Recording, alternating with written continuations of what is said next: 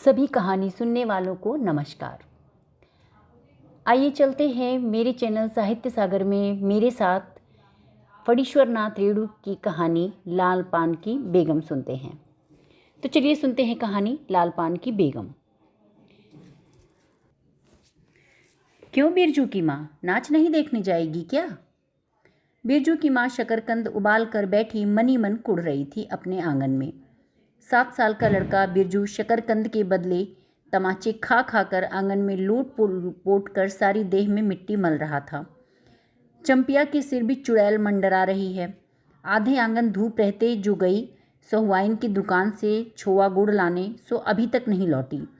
दिया बाती की बेला हो गई, आज आए लौट के जरा। बागड़ बकरे की देह में कुकुर माछी लगी थी, इसलिए बेचारा बागड़ रह रहकर कूद फांद कर रहा था। बिरजू की माँ बागड़ पर मन का गुस्सा उतारने का बहाना ढूंढकर निकाल चुकी थी। पिछवाड़े की मिर्च की फूली गाछ बागड़ के सिवा और किसने खाया होगा? बागड़ को मारने के लिए वह मिट्टी का छोटा ढेला उठा चुकी थी कि पड़ोसिन मखनी फुआ की पुकार सुनाई पड़ी। क्यों बिरजू की माँ नाच नहीं देखने जाएगी क्या? बिरजू की माँ के आगे नाथ और पीछे पगहिया ना हो तब ना फुआ। गर्म गुस्से में बुझी नुकीली बात फुआ की देह में धंस गई और बिरजू की माँ ने हाथ के ढेले को पास ही फेंक दिया। बेचारे बागड़ को कुकुर माछी परेशान कर रही है। आहा, हाय हाय, हर आए आए। बिरजू ने लेटे ही लेटे बागड़ को एक डंडा लगा दिया।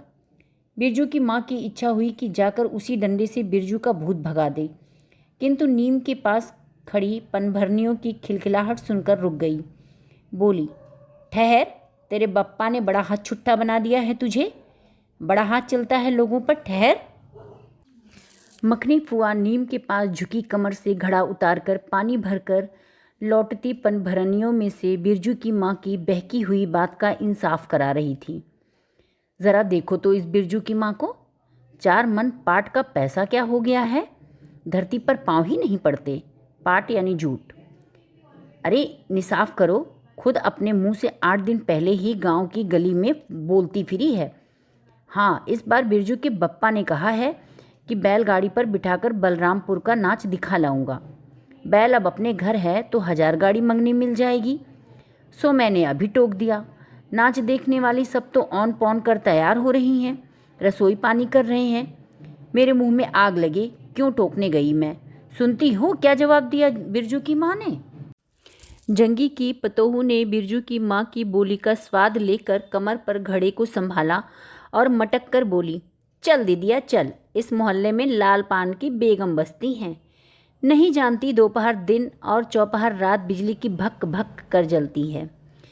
भक भक बिजली बत्ती की बात सुनकर ना जाने क्यों सभी खिलखिलाकर हंस पड़ी। फुआ की टूटी हुई दंत पंक्तियों के बीच से एक मीठी गाली निकली, शैतान की नानी। बिरजू की माँ की आंखों पर मानो किसी ने तेज टार्च की रोशनी डालकर चौंधिया दिया। भक भक बिजली बत्ती। 3 साल पहले सर्वे कैंप के बाद गांव में जलन डाही औरतों ने एक कहानी गढ़ के फैलाई थी। चंपिया की माँ के आंगन में रात भर बिजली की बत्ती बुकबुकाती थी। चंपिया की माँ के आंगन में नाक वाले जूते की छाप घोड़े की टाप की तरह जलो जलो और जलो। चंपिया की माँ के आंगन में चांदी जैसे पाट सूखते देखकर जलने वाली सब औरतें खलिहान पर सोनोली धान के बोझों को देखकर बैंगन का भुर्ता हो जाएंगी। मिट्टी के बर्तन से टपकते हुए छोआ गुड़ को उंगलियों से चाटती हुई चंपिया आई और माँ के तमाचे खाकर चीख पड़ी, मुझे क्यों मारती है? सहुआइन जल्दी से सौदा नहीं देती है तो क्या करूं? सहुआइन जल्दी सौदा नहीं देती कि नानी? एक सहुआइन की दुकान पर मोती झरते हैं जो जड़ गाड़ कर बैठी थी। बोल, गले पर लात देकर कल्ला तोड़ दूंगी हरजाई, जो फिर कभी बाजे ना मुरलिया गाते सुना। चाल सीखने जाती है ट्यूशन की छोकरियों से। बिरजू की माँ ने चुप होकर अपनी आवाज़ अंदाजी की। उसकी बात जंगी के झोपड़े तक साफ साफ पहुँच गई होगी। बिरजू बीती हुई बातों को भूलकर उठ खड़ा हुआ था और धूल झाड़ते बर्तन से टपकते गुड़ को ललचाई निगाह से देखने लगा था। दीदी के साथ वह भी दुकान जाता तो दीदी उसे भी गुड़ चटाती जरूर। वह शकरकंद के लोभ में रहा और मांगने पर माँ ने शकरकंद के बदले ए मैया, एक उंगली गुड़ दे दे। बिरजू ने तलहटी फैलाई। दे ना मैया, एक रत्ती भर। एक रत्ती क्यों? उठा के बर्तन फेंक आती हूँ पिछवाड़े में, जाके चाटना। नहीं बनेगी मीठी रोटी।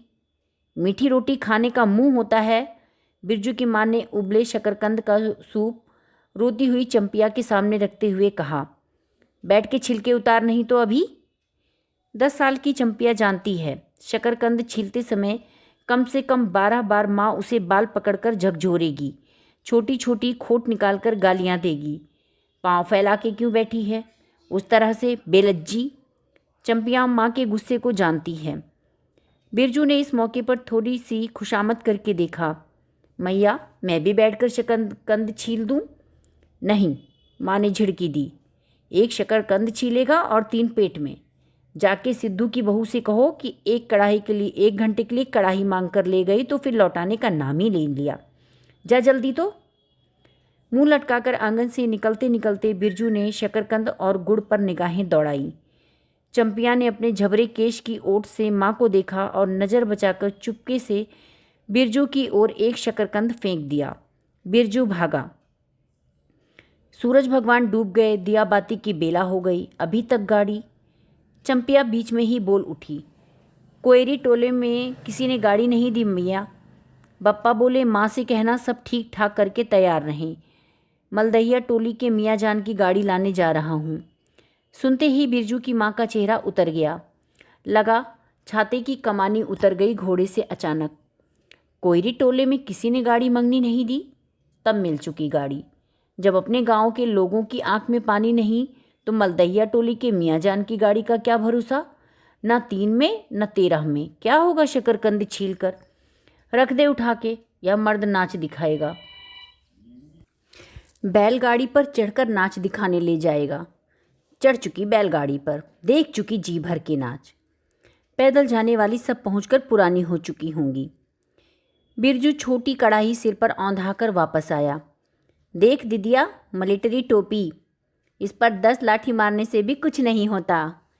चंपिया चुपचाप बैठी रही, कुछ नहीं बोली, जरा सी मुस्कुराई भी नहीं। बिरजू ने समझ लिया कि मैया का गुस्सा अभी उतरा नहीं है पूरे तौर से। मड़ैया के अंदर से बागड़ को भगाती हुई बिरजू की माँ बड़बड़ाई। कल ही पंचकौड़ी कसाई के हवाले करती हूँ राकस तुझे, हर चीज़ में मुंह लगाएगा। चंपिया बांध दे बागड़ को, खोल दे गले की घंटी। हमेशा टुनुर टुनुर, मुझे जरा नहीं सुहाता है। टुनुर टुनुर सुनते ही बिरजू को सड़क से जाती हुई बैलगाड़ियों की याद हो आई। अभी बबुआन टोले की गाड़ियाँ नाच देखने जा रही थी। झुनुर झुनुर बैलों की झुमकी। तुमने बेसी बकबक मत करो, बागड़ के गले से झुमकी खोलती चंपिया बोली। चंपिया, डाल दे चूल्हे में पानी। बप्पा आवे तो कहना कि अपने उड़न जहाज पर चढ़कर नाच देख आएं। मुझे नाच देखने का शौक़ नहीं। मुझे जगाइयो मत कोई, मेरा माथा दुख रहा है। मड़ैया के उसारे पर बिरजू ने फिसफिसा के पूछा, क्यों दीदिया, नाच में उड़न जहाज भी उड़ेगा क्या? चटाई पर कतरी ओढ़ कर बैठती हुई चंपिया ने बिरजू को चुपचाप अपने पास बैठने का इशारा किया। मुफ्त में मार खाएगा बेचारा। बिरजू ने बहन की कतरी में हिस्सा बटाते हुए चुक्की मुक्की लगाई। जाड़े के समय इस तरह घुटने पर ठुड्डी रखकर चुक्की मिक्की लगाना सीख चुका है वह।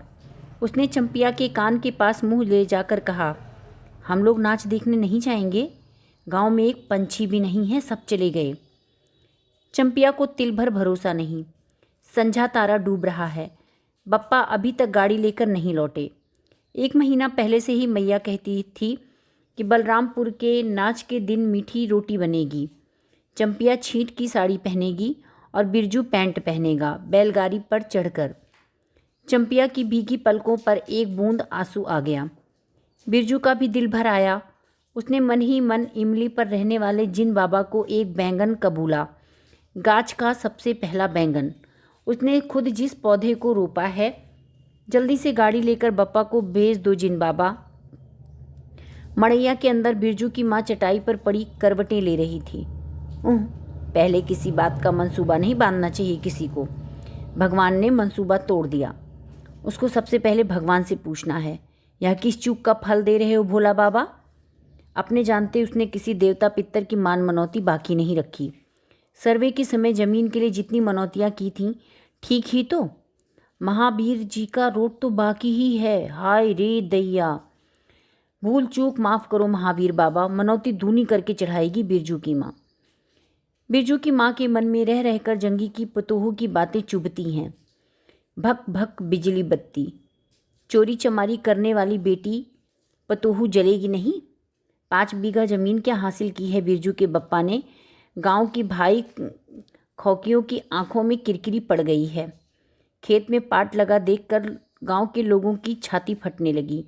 धरती फोड़ कर पाट लगा है। बैसाखी बादलों की तरह उमड़ते आ रहे हैं पाट के पौधे। तो अलान तो फलान, इतनी आंखों की धार भला फसल से है। जहाँ 15 मन पाट होना चाहिए, सिर्फ 10 मन पाट कांट पर तौला के ओजन हुआ भगत के यहाँ। इसमें जलने की क्या बात है भला। बिरजू के बप्पा ने तो पहले ही कुरमा टोली के एक एक आदमी को समझाकर कहा, जिंदगी भर मजदूरी करते रह जाओगे। सर्वे का समय आ रहा है, लाठी कड़ी करो तो 2-4 बीघे ज़मीन हासिल कर सकते हो। 100 गांव के किसी पुत खौकी का भतार सर्वे के समय बाबू साहब के खिलाफ खांसा भी नहीं। बिरजू के बप्पा को कम सहना पड़ा है। बाबू साहब गुस्से से सर्कस नाच के बाग की तरह हुमड़ते रह गए। उनका बड़ा बेटा घर में आग लगाने की धमकी देकर गया।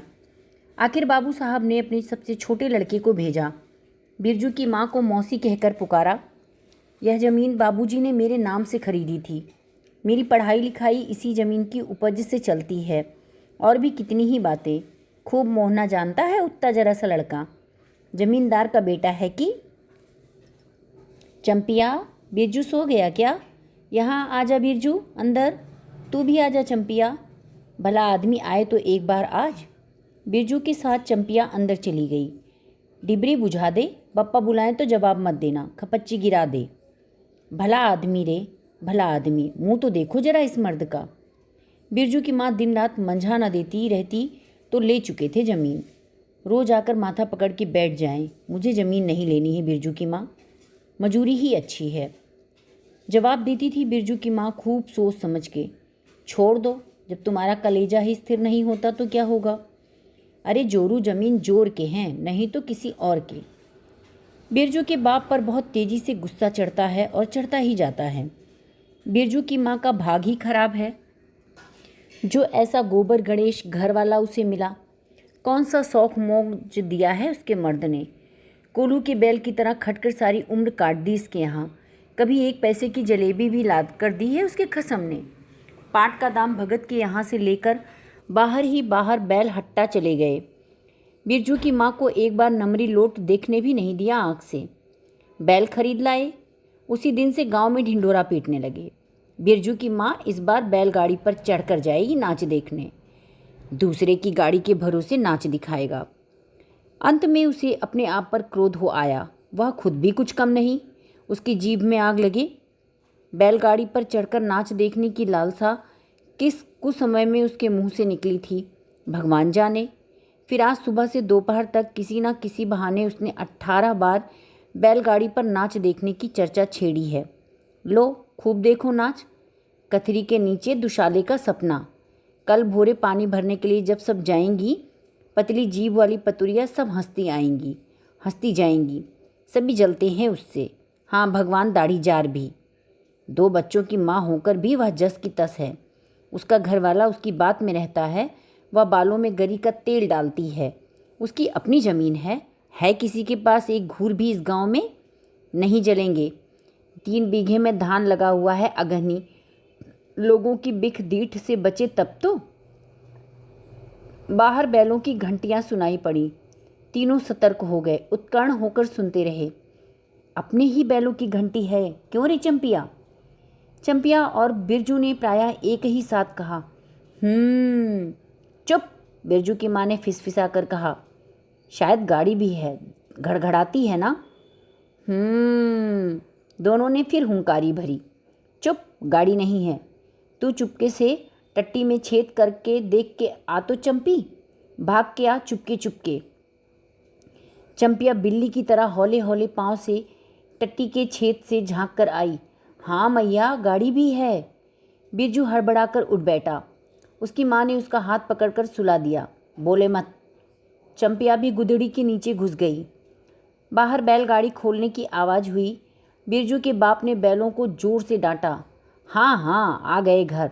घर आने के लिए छाती फटी जाती थी। बिरजू की माँ ताड़ गई। जरूर मलदहिया टोले में गांजे की चिलम चढ़ रही थी। आवाज़ तो बड़ी खनखनाती हुई निकल रही है। चंपिया, बाहर से पुकार कर उस बाहर से चंपिया बाहर से पुकार कर उसके बाप ने, बैलों को घास दे दे चंपिया। अंदर से कोई आवाज़ नहीं आया। चंपिया के बाप ने आंगन में आकर देखा तो ना रोशनी, ना चिराग, ना चूल्हे में आग। बात क्या है? नाच देखने उतावली होकर पैदल ही चली गई क्या? बिरजू के गले में खसखसाहट हुई और उसने उसे रोकने की पूरी कोशिश भी की, लेकिन खांसी जब शुरू हुई तो पूरे 5 मिनट तक वह खांसता रहा। बिरजू, बेटा बिरज मोहन, बिरजू के बाप ने पुचकार कर बुलाया। मैया गुस्से के मारे सो गई है क्या? अरे अभी तो लोग जा ही रहे हैं। बिरजू की माँ के मन में आया कि कसकर जवाब दे, नहीं देखना है नाच, लौटा दो गाड़ी। चंपिया, उठती क्यों नहीं? ले धान की पंचसी रख दे। धान की बालियों का छोटा झब्बा झोपड़ी की उसारी पर रखकर उसने कहा, दिया बालो। बिरजू की माँ उठकर उसारे पर आई। 1:30 पहर रात को गाड़ी लाने की क्या ज़रूरत थी? नाच तो अब खत्म हो रहा होगा। डिबरी की रोशनी में धान की बालियों का रंग देखते ही बिरजू की माँ के मन का सब मैल दूर हो गया। धानी रंग उसकी आंखों से उतरकर रोम रोम में घुल गया। नाच अभी शुरू भी नहीं हुआ होगा। अभी अभी बलमपुर के बाबू की संपनी गाड़ी मोहनपुर होटल बंगला से हाकिम साहब को लाने गई है। इस साल आखिरी नाच है। पंचसीस टट्टी में खोज दे, अपने खेत का है। अपने खेत का? हुलसती हुई बिरजू की माँ ने पूछा। पक गए धान? नहीं, 10 दिन में अगहन चढ़ते चढ़ते लाल होकर झुक जाएंगी सारे खेत की बालियाँ। मलदहिया टोली पर जा रहा था। अपने खेत में धान देखकर आंखें जुड़ा गईं। सच कहता हूँ, पंचसीस तोड़ते समय उंगलियां काँप रही थी मेरी। बिरजू ने धान की एक बाली से एक धान लेकर मुंह में डाल लिया और उसकी माँ ने एक हल्की डांट दी।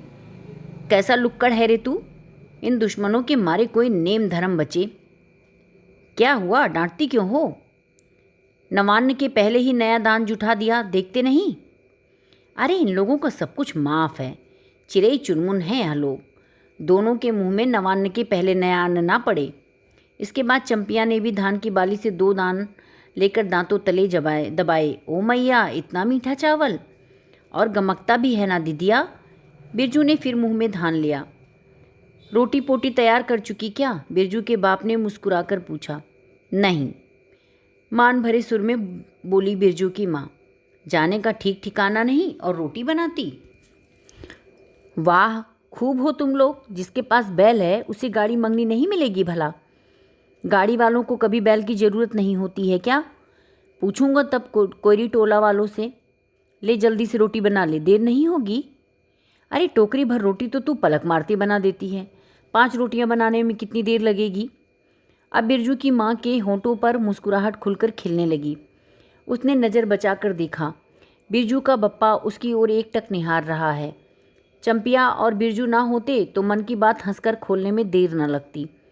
चंपिया और बिरजू ने एक दूसरे को देखा और खुशी से उनके चेहरे जगमगा उठे। मैया बेकार में गुस्सा हो रही थी ना? चंपी, जरा धैर्य सार में खड़ी होकर मखनी फुआ को आवाज़ तो दे जरा। ए फुआ, सुनती हो फुआ? मैया बुला रही है। फुआ ने कोई जवाब नहीं दिया, किंतु उसकी बड़बड़ाहट स्पष्ट सुनाई पड़ी। हाँ, अब फुआ को क्यों गुहारती है? सारे टोले में बस एक फुआ ही तो बिना नाथ पगहिया वाली है। अरे फुआ, बिरजू की माँ ने हंसकर जवाब दिया। उस समय बुरा मान गई थी क्या? नाथ पगहिया वाले को आकर देखो। दोपहर रात में गाड़ी लेकर आया है। आ जाओ फुआ, मैं मीठी रोटी पकाना नहीं जानती। फुआ कांकती खांसती आई। इसी के घड़ी दिन पहर रहते ही पूछ रही थी कि नाच देखने जाएगी क्या? कहती तो मैं पहले से ही अपनी अंगीठी यहाँ सुलगा जाती। बिरजू की माँ ने फुआ को अंगीठी दिखला दी और कहा, घर में अनाज दाना वगैरह तो कुछ है नहीं। एक बागड़ है और कुछ बर्तन बासन। सो रात भर के लिए यहाँ तंबाकू रख जाती हूँ। अपना हुक्का तो ले आई हो ना फुआ? फुआ को तंबाकू मिल जाए तो रात भर क्या 5 रात बैठकर जाग सकती है। फुआ ने अंधेरे में टटोल कर तंबाकू का अंदाज किया। ओहो, हाथ खोलकर तंबाकू रखा है बिरजू की माँ ने, और एक वाह है सहुआइन, राम कहो। उस रात को अफीम की गोली की तरह एक मटर भर तंबाकू रखकर चली गई गुलाब मेले, और कह गई कि डिब्बी भर है। बिरजू की माँ चूल्हा सुलगाने लगी। चंपिया ने शकरकंद को मसलकर गोले बनाए और बिरजू सिर पर कढ़ाई औंधाकर अपने बाप को दिखलाने लगा। मलेटरी टोपी, इस पर 10 लाठी मारने पर भी कुछ नहीं होगा। सभी ठठाकर हंस पड़े। बिरजू की माँ हंसकर बोली, ताखे पर 3-4 मोटे शकरकंद हैं, दे दे बिरजू को चंपिया, बेचारा शाम से ही। बेचारा मत कहो मैया, खूब सचारा है। अब चंपिया चहकने लगी। तुम क्या जानो, कतरी के नीचे मुंह क्यों चल रहा था बाबू साहब का। ही। बिरजू के टूटे धुले दूध के दांतों की फांक से बोली निकली, ब्लैक मार्टिन में 5 शकरकंद खा लिया। हा। फिर सभी ठठाकर हंस पड़े। बिरजू की माँ ने फुआ का मन रखने के लिए पूछा, एक कनवा गुड़ है, आधा दूँ फुआ? फुआ ने गदगद होकर कहा, अरे शकरकंद तो खुद मीठा होता है, उतना क्यों डालेगी। जब तक दोनों बैल दाना घास खाकर एक दूसरे की देह को जीभ से चाटें, बिरजू की माँ तैयार हो गई। चंपिया ने छींट की साड़ी पहनी और बिरजू बटन के अभाव में पैंट पर पटसन की डोरी बंधवाने लगा। बिरजू की माँ ने आंगन से निकलकर गांव की ओर कान लगाकर सुनने की चेष्टा की। ओह, इतनी देर तक भला पैदल जाने वाले रुके रहेंगे। पूर्णिमा का चांद सिर पर आ गया है और बिरजू की माँ ने असली रूपा का मांग टिक्का पहना है। आज पहली बार बिरजू के बप्पा को हो क्या गया है, गाड़ी जोतता क्यों नहीं?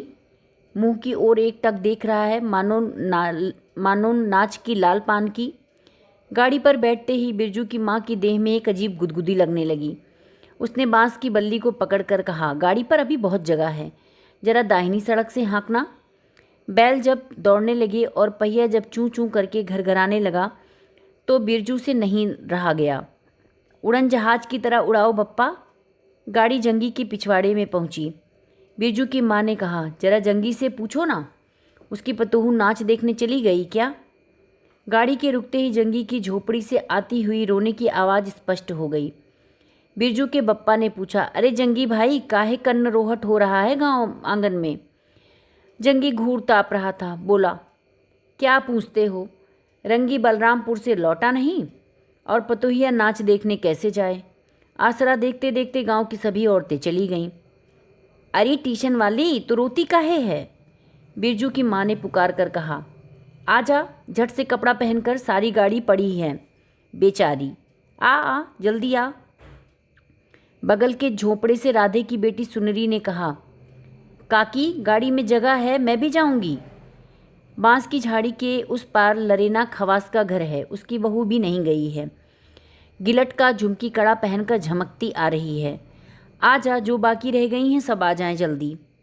जंगी की पतोहू, लरेना की बीवी और राधे की बेटी सुनरी तीनों गाड़ी के पास आईं। बैल ने पिछला पैर फेंका।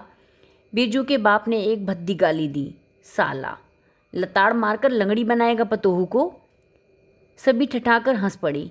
बिरजू के बाप ने घूंघट में झुकी दोनों पतोहुओं को देखा। उसे अपने खेत की झुकी हुई बालियों की याद आ गई। जंगी की पतोहू का गौना 3 ही मास पहले हुआ है। गौने की रंगीन साड़ी से कड़वे तेल और लठवा सिंदूर की गंध आ रही है। बिरजू की माँ को अपने गौने की याद आई। उसने कपड़े की गठरी से 3 मीठी रोटियां निकालकर कहा, खा ले एक एक करके, सिमराहा के सरकारी कूप में पानी पी लेना। गाड़ी गांव के बाहर होकर धान के खेतों के बगल से जाने लगी। चांदनी कार्तिक की, खेतों से धान के झरते फूलों की गंध आती है। बांस की झाड़ी में कहीं दुद्धि की लता फूली है। जंगी की पतोहू ने एक बीड़ी सुलगाकर बिरजू की माँ की ओर बढ़ाई। बिरजू की माँ को अचानक याद आई चंपिया, सुनरी, लरेना की बीवी और जंगी की पतोहू। ये चारों ही गांव में बैस्कोप का गीत गाना जानती हैं खूब। गाड़ी की लीक धन खेतों से बीच से होकर गई। चारों की गौने की साड़ी की खसखसाहट जैसी आवाज़ होती है। बिरजू की माँ के माथे के मांग टिक्के पर चांदनी छिटकती है। अच्छा, अब एक बैस्कोप का गीत तो गा चंपिया, डरती है काहे, जहाँ भूल जाओगी बगल में मास्टरनी बैठी ही है। दोनों पतोहुओं ने तो नहीं, लेकिन चंपिया और सुनहरी ने खखास कर गला साफ किया। बिरजू के बाप ने बैलों को ललकारा, चल भैया और जरा जोर से गा रे चंपिया, नहीं तो मैं बैलों को धीरे धीरे चलने को कहूँगा।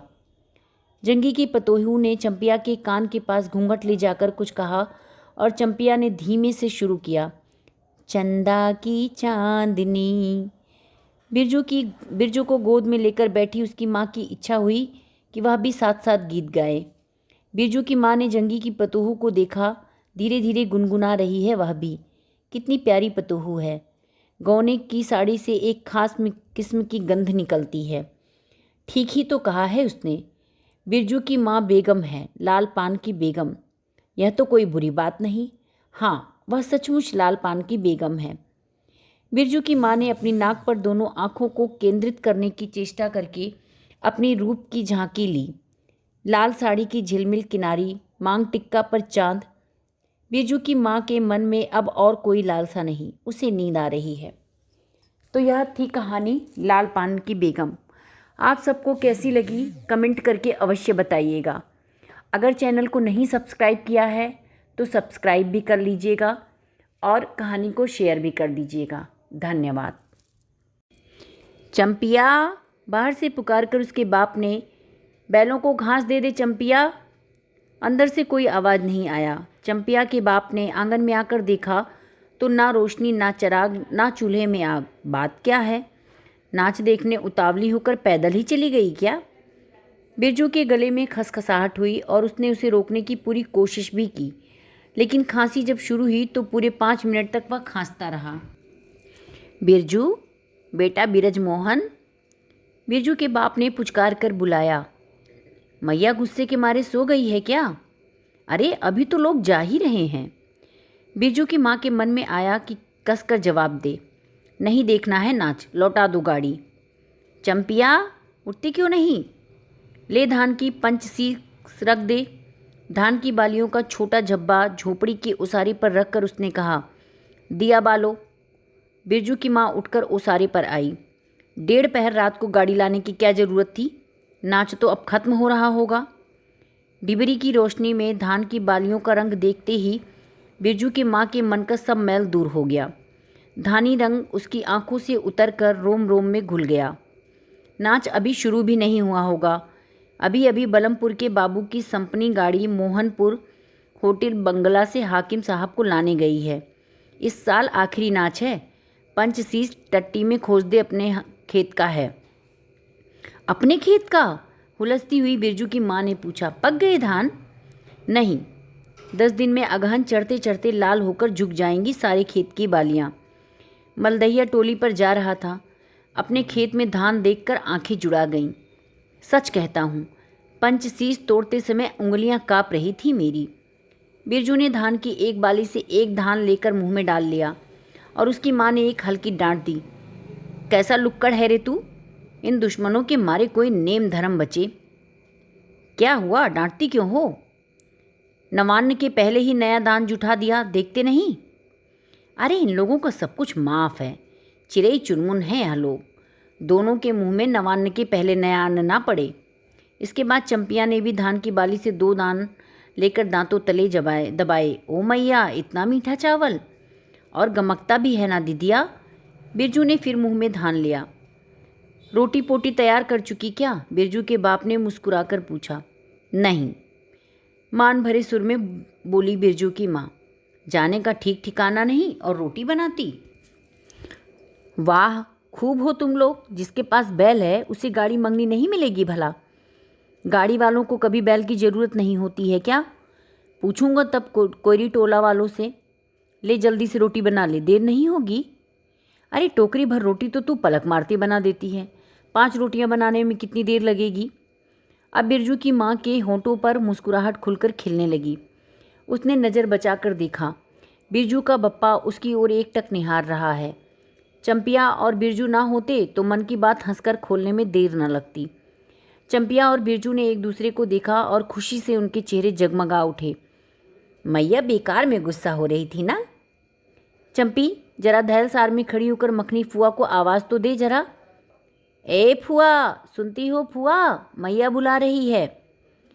फुआ ने कोई जवाब नहीं दिया, किंतु उसकी बड़बड़ाहट स्पष्ट सुनाई पड़ी। हाँ, अब फुआ को क्यों गुहारती है? सारे टोले में बस एक फुआ ही तो बिना नाथ पगहिया वाली है। अरे फुआ, बिरजू की माँ ने हंसकर जवाब दिया।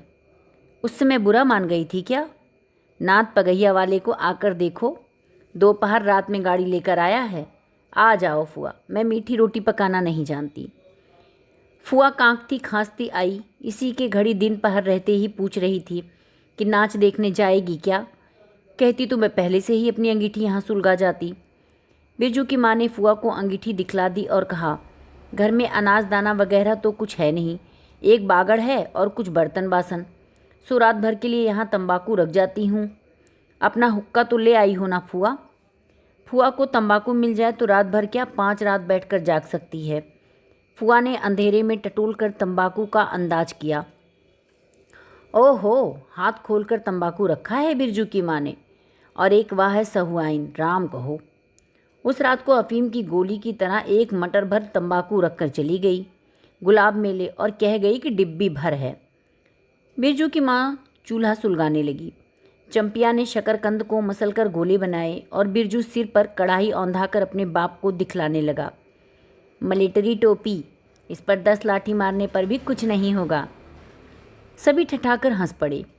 बिरजू की माँ हंसकर बोली, ताखे पर 3-4 मोटे शकरकंद हैं, दे दे बिरजू को चंपिया, बेचारा शाम से ही।